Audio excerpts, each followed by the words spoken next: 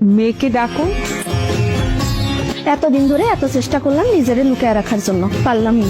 আপনাদের জন্য বের হয়ে আসতেই হইলো। হতাশ, খুবই হতাশ। মা, মেয়েগুলো কি বলে? চা খাবেন? ঢেলে দেই। আচ্ছা, এই স্যুটে আমাকে কেমন লাগছে? So beautiful, so elegant, just looking like আ ওয়াও। আচ্ছা, তুমি কি এর আগে কখনো প্রেম করেছো? কয়েকটা করেছি। কাজটা কি তুমি ঠিক করেছো না? না, আমি নিজেকে নির্দোষ প্রমাণ করতে চাচ্ছি না। যখন জানি আমি দোষ করেছি, তখন আমি কেন নিজেকে নির্দোষ দাবি করব? আমি দোষী। আমি কি আপনাদেরকে একবারও বলেছি আমি নির্দোষ? তখন আমার আবেগে কাজ করেছিল, বিবেকে কাজ করে নাই। বিবেকটা কাজ করলে পৃথিবীর সর্বশ্রেষ্ঠ আদালত হচ্ছে মানুষের বিবেক। তখন যদি আমার বিবেকটাই কাজ করতো, তাহলে আমি এত বড় ফাঁকের মধ্যে জড়িয়ে যেতাম না। তুমি লেখাপড়া কি করেছো?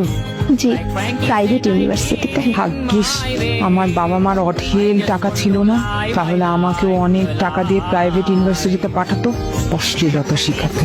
আচ্ছা মা, তুমি তো আমার ছেলেকে আগে দেখেছো, প্রথম দেখায় কেমন লেগেছে?